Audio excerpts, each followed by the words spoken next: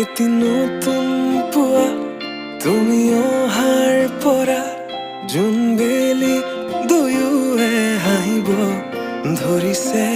পোহৰ আহিছে বুলি খোলো মই খিৰিকী, বেলি নহয় চুনেয়া তোমাৰ আগমনি।